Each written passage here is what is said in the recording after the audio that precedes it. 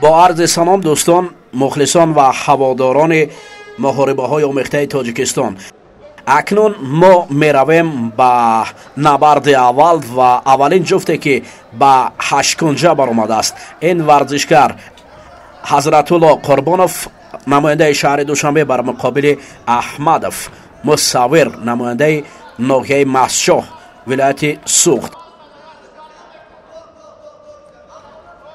دوستان عزیز، در حالی که نبردها را پیشکش شما میگردانم، یادرس میشیم که این چمپیونات کشاد شهر دوشنبه آید به محاربه‌های آمیخته تاجیکستان پیشکش شما میگردد از جانب کمیته کار با جوانان و ورزش نزد حکومت جمهوری تاجیکستان. در حالی که ما از کمیته سخن میکردیم، یک پرتاب خیلی هم زیبای حضرت الله را دیدیم که رقیب را از کنار سرخ به زمین میافتاد.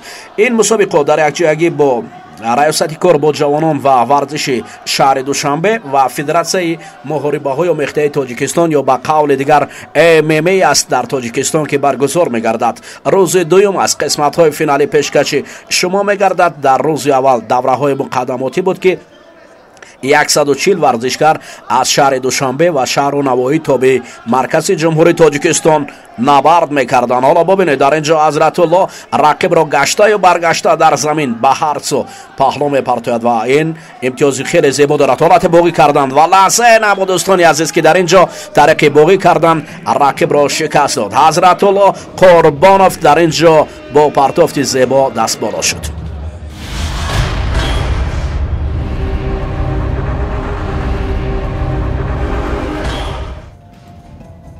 اکنون میرویم دوستانی عزیز به نبرد دوم. در رقابت دوم در اینجا سیاد ظهورزاده در وزن 60 کیلو بر مقابل فارس اورونخوجایف نماینده شهر خوجند ولایت سوخت مبارزه میبرد که از کنار کبود است. سیاد ظهورزاده از کلوب ورزشی ایکس فیت در مقابل رقیب از کنار سرخ مبارزه میبرد.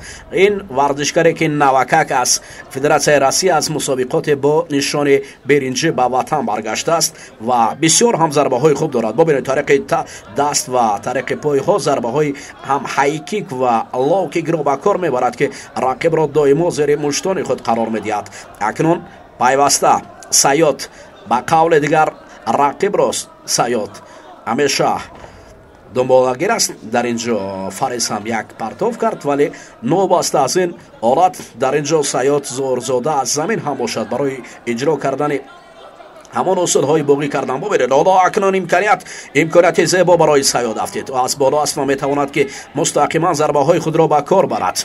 چند نوبت دیگر رقیب هم در حالت بسیار ناقلای است. دور اول یا به قول دیگر راند اول است و سیاد در جستجوی شکست رقیب یا به قول دیگر سعی خود می باشد.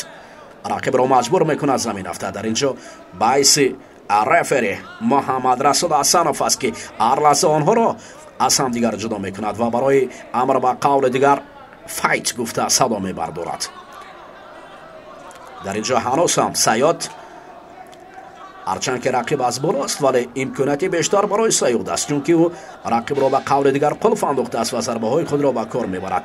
این حالت راند اول جنب بس میگردد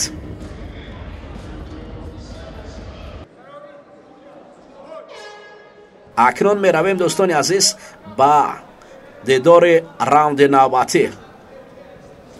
ки дар ин ҷо хубтару бештар Саёд ҳамоно барои зарбаҳои худро ба кор бурдан дубора рақибро замин меафтонад. бубинед зарбаҳои худро аз фазо барои рақиб чанд навбати дигар мерасонад, ҳарчанд ки дар ин ҷо Фарес ҳам мехоҳад ки пои рақибро дорад, вале ин беҳуда аст. оҳо самти дигар партофтан ва шояд барои Фарес ҳам имконият бошад, вале дар муҳорибаҳои омехта ҳамон варзишгаре имтиёз дорад ки бештар ба қавли дигар усулҳои худро ба кор мебарад. чанд зарбаи беҷавоб дар ин ҷо аз ҷониби Саёдҳоро довар нигоҳ дорад. ин ҳолатро манъ мекунад ё идома медиҳад. ин нокаути техникӣ аст. фикр мекунам аз ин хубаш дигар намешавад ва ҳамин тариқ Саёд Зуҳурзода дар вазни 60 кило ғолиб мебарояд.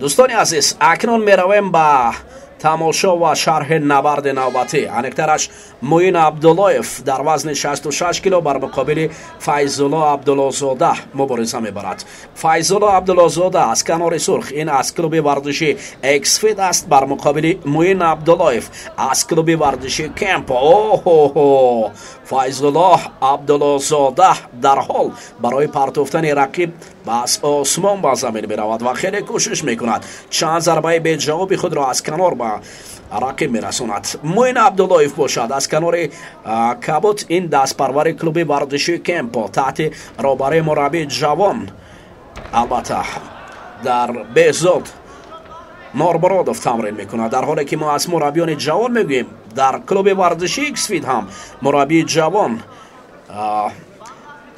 Фирдавс Назаров барои шогирдон машқ медиҳад ки ин иқдоми хуб аст ки бубинед ҳоло дар ин даврони соҳиби истиқлолии кишвар яку якбора он варзишгароне ки қаблан дар майдон буданд ҳоло барои тарбияи насли ҷавону наврас кори камари ҳимат бастанд ки ин иқдоми хеле хуб аст. мин ҷумла ман Фирдавсро медонам чӣ қадар дар набардҳои пештаран мубориза мебурд. ҳоло бародари ӯ ҳам аст, мо ба ӯ лазза мерасем, вале шогирдони ӯ аз клуби варзиши Xfit ҳастанд, чун Нормуродов Беҳзод ки ӯ низ ба ҳайси мураббии ҷавон аст, иқдоми хуб аст, аммо кори хуби ҳоло мо варзишгаронро дар ин ҷо мебинем, махсусан Файзулло Абдуллозода аз канори сурх бисёр ҳолатҳои хубро ба кор мебурд. Муин Абдуллоев бошад ҳамчунин барои ҷавобан зарба задан, дар раунди аввал мубориза бурдан. хуб лаҳзае меравем барои такрор ё назар ба партобҳои даври аввал, ба қавли дигар лаҳзаҳои ҳайлайтӣ пешкаш мегардад ва баъд аз чанд лаҳза мо гузориши худро идома медиҳем. хуб даври навбатӣ Файзулло Абдуллозода гаштаю баргашта барои рақиб оварданд. рақибро дар ҳолати ногувор мондааст, барои ла додани дасти рақиб меравад. Файзулло Абдуллозода оҳо ҳоло маҷбур мекунад рақибро барои ба қавли дигар ла додани дасти ё ин усулро кумира мегӯянд. хеле хуб иҷро мешавад ва рақиб таслим мешавад. бурдаст Файзулло Абдуллозода дар ин ҷо даст боло мешавад.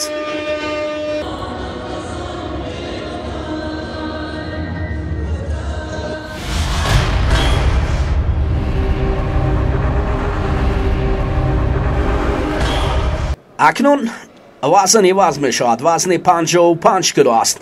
Далер Азизов, ин варзишгар аз канори кабут, намояндаи шаҳри Ваҳдат аст ки бар муқобили Фатоев Муҳаммад Солеҳ мубориза мебарад. Фатоев Муҳаммад Солеҳ ба қавли дигар аз канори сурх, ин дастпарвари клуби варзиши Xfit аст. дӯстони азиз ки аз ҳамон ёдрас ё аз қавли дигар ҳамон лаҳзае ки пештар мо ёдовар шудем, шогирдони Фирдавс Назаров барои набард муқобили рақибон бо ҳам мубориза мебаранд. имрӯз ҷавонон наврасони тоҷик аз корҳои дигар ба корҳои ба қавли дигар корҳои зишт даст кашида дар роҳи варзиш мардонавор бо ҳамон ҷасурию мардонагӣ бо ин партовҳое ки албатта Фатоев дорад нишон медиҳад, ба майдон мебароянд барои марзу буми ватан. ман боварӣ дорам ки инҳо метавонанд ба қавли дигар парчамбардорон ин миллат шаванд. варзиш ҳеҷ гоҳ наврасону ҷавонро ба корҳои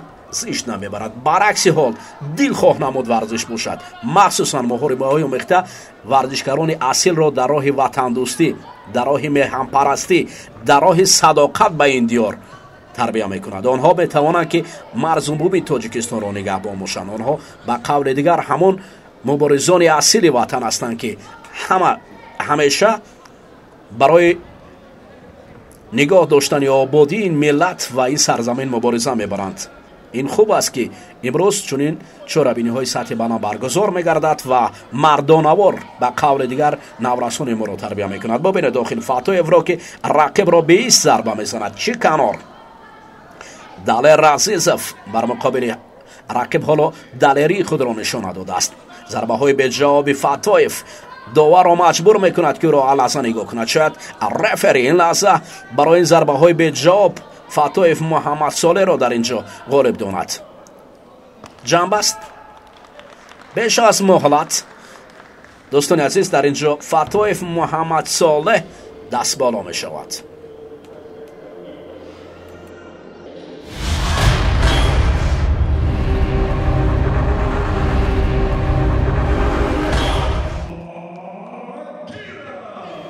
маърифӣ мекунем ҷуфти навбатиро. дӯстони азиз, довуд зокирзода дар вазни 59 кило аз канори сурх, ин аз клуби варзиши Xfit аст ки навакак ба қавли дигар аз мусобиқоти кушоди Россия бо нишони тилло аз ин клуби варзиши Xfit ба ҷумҳурии Тоҷикистон омад. ба қавли дигар самараи меҳнат ё заҳмати мураббии ҷавон Фирдавс Назаров.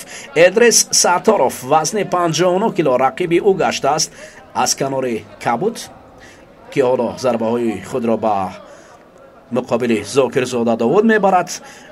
инҳо дар набарди чемпионҳо 18 миёни ҳамдигар мубориза мебаранд.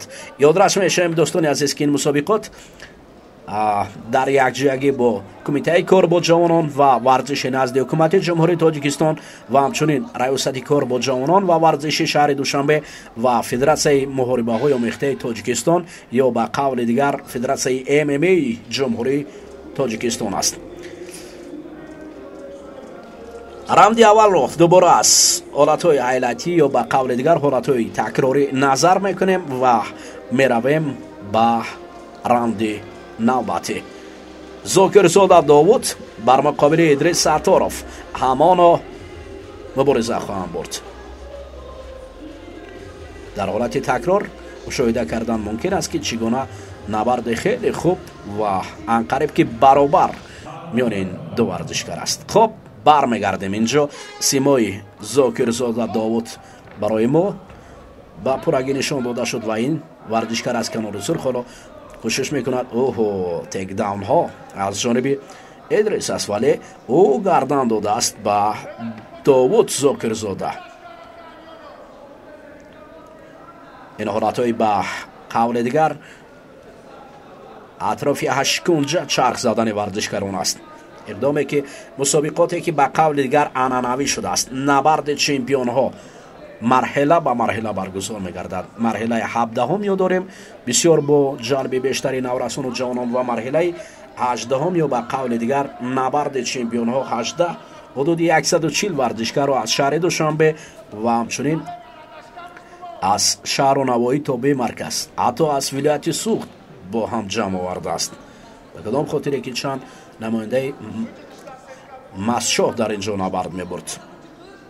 ҳоло Зокирзода Довуд имконият дорад барои зарба задан. Идрис Сатторов каноре истодааст ва Довуд зарбаҳои худро аз боло мустақиман ва паҳлӯ ба кор мебарад. ҳанӯз ҳам набард идома дорад. ки дар ин ҷо пешсаф мегардад? ҳанӯз инро вақт нишон медиҳад. фақат набард аст оли ҳозир. аммо зокирзода Довуд хуб аст кораш, мавқеаш мустаҳкам ва хеле хуб аст. метавонад ки аз ин лаҳза акнун аз пӯш гузаштан барои боғӣ кардан ва зарбаҳои паҳлӯй задан хеле зарбаҳои нишонрасро ба кор мебарад зокирзода Довуд. рефери асанов Муҳаммад Расул нишон медиҳад ки мо бояд маркази ҳашткунҷа мубориза барем. аз атроф бошад мухлисон, яке Довуд ва дигаре Идрис мегӯяд, вале мавқеи Довуд зокирзода нисбат ба рақиб хубтар аст. паҳлӯ зарба месанад. муҳаммад Расул инҷо рефери нигоҳ дорад. агар дар ҳолати ҷавоб набошад аз ҷониби Идрис Сатторов, пас на раунди дуюм ҳам сипарӣ шуд ва ҷанбасти набард қарори якдилонаи доварон дар ин ҷо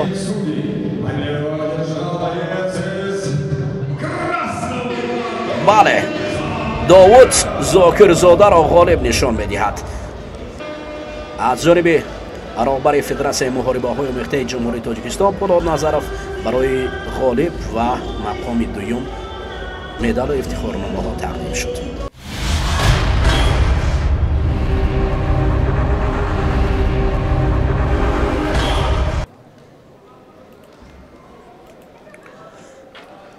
акнун идомаи набард, аниқтараш вазни 61 кило. инҷо ҷуфти ҷадид Шейхов Соҳробалӣ аз канори сурх, ин варзишкар аз клуби варзишии Иксфит бар муқобили Сангизода Ҷовид аз Масшоҳ Файтерс. ин варзишкаре ки аз канори кабут аст ва дар ҳол барои Шейховро замин афтода кӯшиш дорад. аслан масшоҳиёам бисёр дар гӯштин ва дар набард бисёр олӣ шоиста мубориза мебаранд, вале акнун ин варзиш аст. пешгӯӣ кардан кори мушкил аст ки дар ин ҷо чӣ гуна Сангизода бар муқобили рақиби шаҳри Душанбеаш аз клуби Иксфит метавонад ки барои шикасти рақиб, аммо ҳолатҳо ба қавли дигар ҳамон усулҳои гӯштинро ба кор мебарад. Сангизода чанд навбате ки буд пайваста барои партофтани рақиб кӯшиш мекард ва Соҳробалӣ Шейхов нобаста аст партовҳои рақиб, вале мавқеашро хуб нигоҳ медорад. ӯ барои рақиб ҳеҷ имкон намедиҳад ки усулеро ба кор барад. 61 кило ҳастанд ин варзишгароне ки ба қавли дигар дар вазни миёна мубориза мебаранд. ҳоло акнун Шейхов мақоми худро дар роҳ барои рақиб дар партер хеле хуб муайян кардааст ва метавонад ки зарбаҳои худро як ба кор барад. ин ба қавли дигар фунун ё ҳамон илмест ки дар муҳорибаҳои омехта ба кор меравад. баъзан ҳолат ҳатто зарбазанӣ он қадар ба кор намеравад. ин имрӯз умуман аксарияти варзиш як илм гардидааст ки варзишкар метавонад ки ҳатто варзишгарони пурқуввате ҳастанд ки аз рӯи физика пурқувватанд, вале рақибоне ки заифтар ҳам бошанд, вале тактика ё техникаи хубро ба кор бурда рақибони қавиҷуста ё ба қавли дигар аз рӯи физикаро шикаст медиҳанд. ин яъне илми муосири варзиш аст ки чунин қоидаҳоро талаб мекунад. вале Шейхов бубинед акнун барои партобҳои зебо муқобили Сангизода навакак акнун коро ҷоноктар мекунад. дар ин ҷо Муҳаммад Расул Асанов бошад барои роҳ надодан ба қоида вайронкунӣ муҳорибаҳои омехта атрофи онҳо чарх мезанад. ҳоло даст гирифт дар ин ҷо Сангизода, вале бисёр моҳирона Шейхов Соҳробалӣ атрофи ӯ чарх зад то ин ки дастро раҳо кунад аз як мавқеи нодуруст ва акнун бо раҳо гардидани дасташ дар ин ҷо Соҳробалӣ мақоми худро хуб кардааст ва ҳатто метавонад ки усулҳои худро ба кор барад. раунди аввал ҷамъ баҳс шуд. ҳоло барои тамошо аз партоб ва лаҳзаҳои ҷолиби раунди аввал меравем назаре ба ин набард. дар раунди аввал мушоҳида кардан мумкин аст ки партопҳо агар сараввал ҳарчанд ки аз ҷониби Сангизода буд, вале партопҳои охиронро Шейхов хубтар ба кор бурд. раунди дуюм шурӯъ гардид. ҳар ду рӯ барои якдигар истоданд, ё ба қавли дигар размикори Мастшоҳӣ аз канори кабуд дар ҳол барои зарба задан ҳуҷум мекард, вале Шейхов моҳирона ва бисёр ҳам оқилона рақибро аз самти худ дур кард ва хаторо дар партер маҷбур месозад ки ба зарбаҳои ӯ итоат кунад. ҳамин аст фунуни муҳорибаҳои омехта. ҳоло акнун ҳарду амоно муқобили ҳамдигар зарбаҳои хуб ва ҷолибро ба кор бурдани ҳастанд. Муҳаммадрасул Асанов ба онҳо ишора мекунад то фаул бошанд. рефер ҳуқуқ дорад дар ин ҷо барои фаол шудани варзишгарон огоҳ. оҳо ҳолати боғӣ кардан аз пӯш мегузарад. дар ин ҷо Шейхов маҷбур мекунад рақибро, аз паҳлӯ зарба месанад. дар ин ҷо мухлисонро дастгирӣ мекунанд, барои зарбаҳои худро ба кор бурдан ва дасти худро мустаҳкам кардан. ду бор кӯшиш мекунад, вале ҳанӯз ҳам дасти худро мавқеашро мустаҳкам карда наметавонад, вале зарбаҳои паҳлӯиро хуб ба кор мебарад. Суҳробалӣ чанд зарба мезанад. акнун ба қавли дигар зарбазаниҳо силсила зарбаҳоро ба кор мебарад. Сангинзода бошад, аз дарди зарбаҳои рақиб маҷбур мешавад худро ду тараф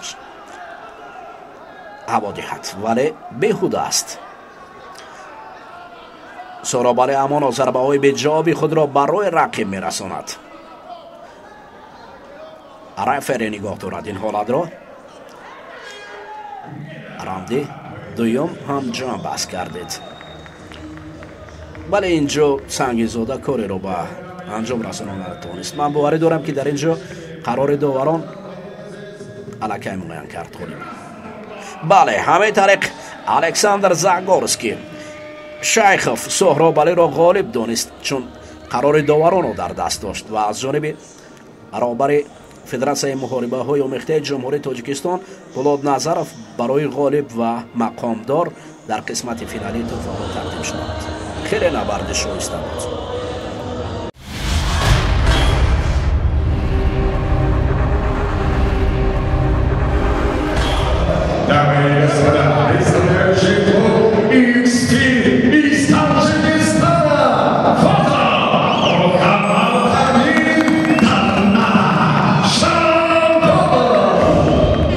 ҳамдиёрони азиз, акнун меравем ба қавли дигар ба набардҳои нимкасбӣ ё полупрофессионал мегӯям бо забони русӣ. ин набардҳое ки варзишгарони моро бар муқобили рақибони хориҷӣ рӯбаро месозад. аниқтараш моҳи бештар дар Тоҷикистон мунтахаби Эрон машқҳои дастаҷамӣ баргузор мекард. онҳо ширкат варзиданд дар чемпионати кушоди шаҳри Душанбе ва онҳо тавонистанд ки ба қисмати финалӣ бароянд. ҳоло мин ҷумлаи онҳо Масуд Амирҳусейн аст. бо шорти кабуд мубориза мебарад, аммо бар муқобили Шамолов аст, варзишгаре ки аз клуби варзиши Иксфид аст, барои аксар мухлисон ошно аст.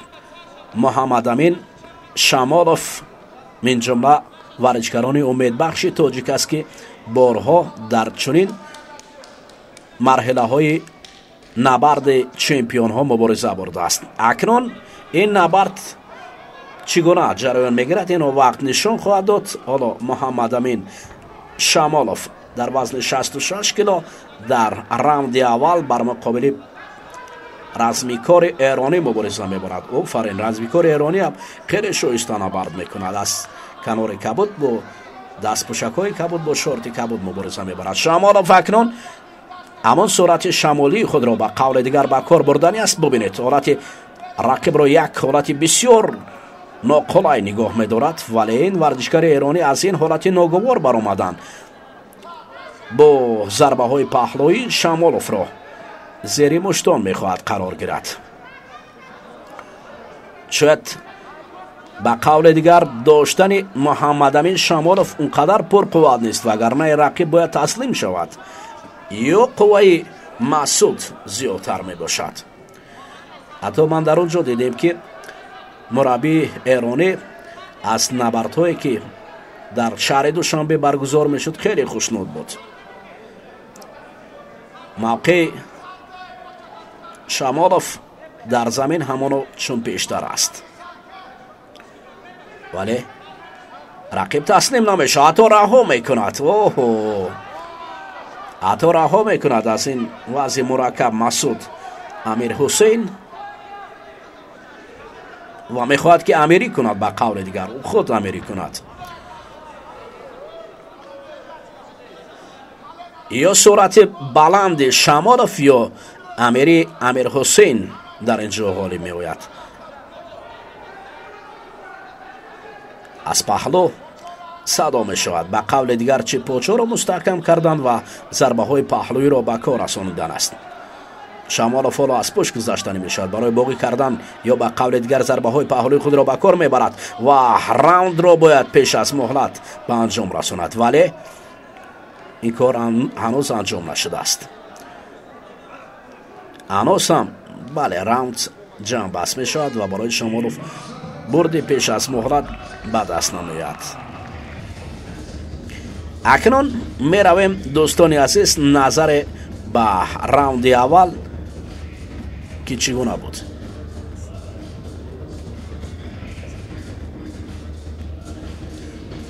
شامالوف محمد امین نوکک از فدراسیون روسیه از مسابقات کشوده روسیه برگشت با نشان نقره.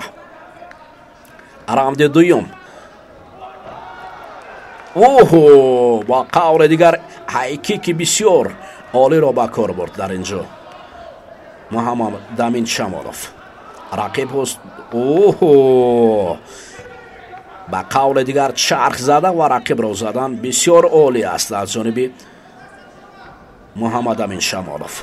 اما مسعود امیر حسین نمیخواهد که خود را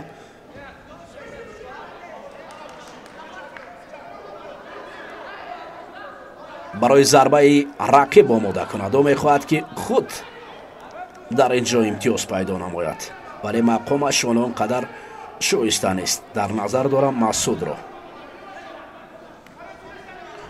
مسعود هنوز هم زیر ضربه های رقیب مانده است. محمد امین شامالوف باشد برای پیدا کردن دست رقیب بهر لا دادن اما نمی رود.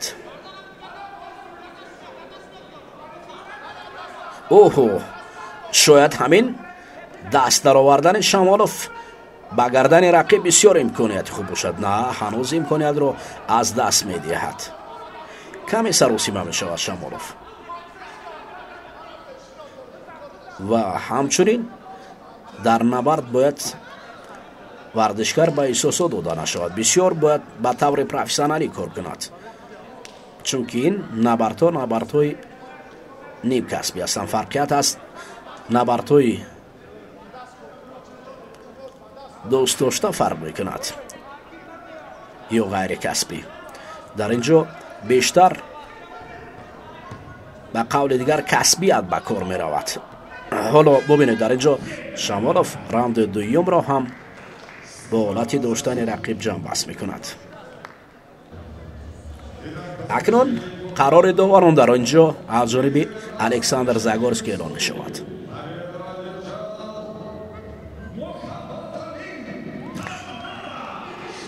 شامالوف در اینجا با قرار داوران غالب می ماند. ولاد نصرف برای محمد امین شامالوف و رقیبی او تحفه ها را تقدیم می کند.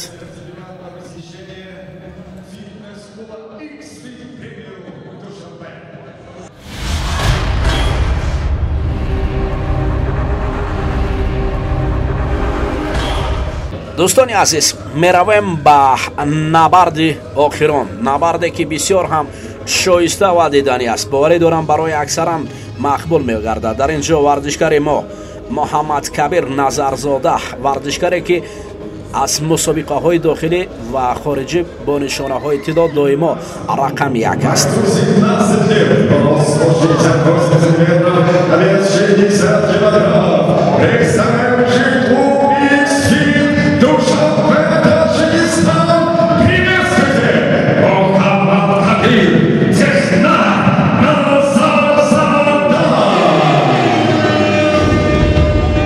مقابل رقیبش از جمهوری اسلامی ایران مصطفی مهراب مبارزه میبرد. همان منتخب ایرانی که ماه در ماه مشق‌های دسته‌جمعی میگذاشتند و در نبرد برآمده آنها نیز توانستند که به قسمت‌های فینالی رسند. حالا اکنون میرویم به دیدار چنین نبرد شایسته.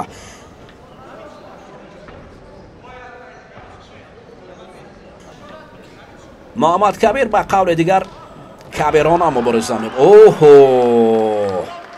این پرتاب بهترین از جانب نظرزاده خیلی عالی. مصطفی نماینده جمهوری اسلامی ایران در زمین است. او برای داشتن گردن رقیب کوشش میکند که کار را در زمین جنبست نماید، ولی کسب یا به قول دیگر تجربه بلند محمد کبیر هیچگاه رقیب را میگذارد که به مقصد رسد. او خیلی شایسته کار را انجام دادنی است. آرتای خوب را ببینید، های کیک از جانب نظرزاده خیلی عالی اجرا میکردد. جهتی از ضربه زدن ورزشکار ما در آن مقبول است که او بسیار هم به طور پروفسیونالی کار میکند. او هیچگاه سراسیمه نمیشود و در مقابل رقیب سر اول رقیب را میآموزد. ببینید ضربه مقام خود را مستحکم میکند و اولین ضربه هایی که در اینجا مبارزه میبرد. ارسن ازارومیان در اینجا نظر دارد به این نبرد و ارسن میخواهد که این نبرد را ببیند تا چگونه نبرد شایسته میگذرد. راند اول جنبست میشود و تکرار این حالت های ضربه زنی را دوباره میبینیم که خیلی عالی نظرزاده چنین پرتاب های عالی با قد خود از آسمان به زمین آورده. چون به قول دیگر میگن چوبار عقابان دو بازی کشادن همین است که بزن رقیبان از زمین بر هوا. چنین عقابان اصیل وطن ما از همین سن و سال آغاز میگردد. راند دوم آغاز میگردد. ارزومانیان ارسن این نبرد را نظارت میبرد، اطراف آنها چرخ میزند. رفری آخر این پرتاب ها را کی نمیبیند؟ زمین کار کردنی محمد کبیر در اینجا خیلی عالی است موقعش.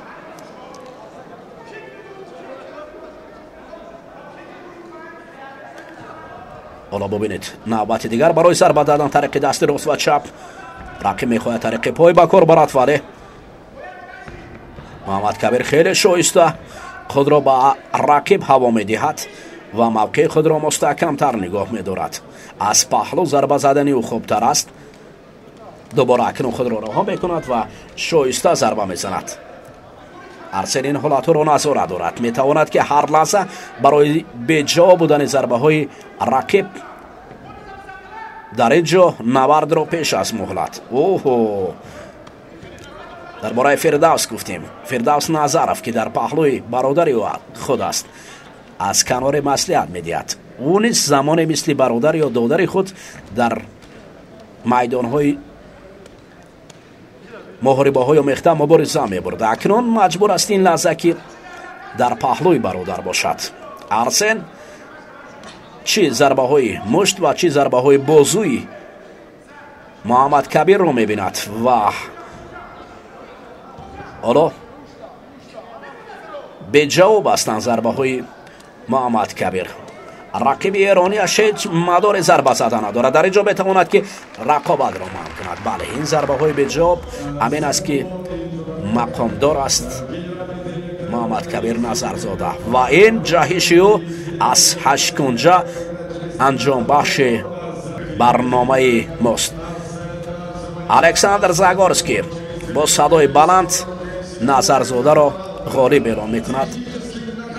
تکنیکی ناکاوت میگویم. ناکاوت تکنیکی این غالبیت آخری ورزشکار ما بود که برای ما پیروزی آورد. دوستان عزیز همینجا گزارش ما با دست بالای محمد کبیر نظرزاده جنبست میگردد و او رقیب را هم آغوش میگیرد و دوستی میان تاجیکان و تمام جهانیان من جمله бародарони мо ки ҳамзабони мо ҳастанд эрониён доимо дар сатҳи баланд аст новаста аст ашкунҷа мубориза бурдан мо дар берун ҳамеша бародар боқӣ мемонем бигзорем бародарӣ дӯстӣ миёни тоҷикон ва ҷаҳон боқӣ монад гузориши мо нест бо партопҳо ва сухани охирини муҳаммад кабир назар дода ҷамъ баст мегирад шоду пирӯз ва асар баланд бошед президенти ҷумҳурии тоҷикистон муҳтарам меҳмони раҳмони расулон ва раиси шаҳрамо муҳтарам рустам эмомалиев мо ҷавонон пайрави пешвои миллати тоҷикистон ба пеш всем любви, мира и добра.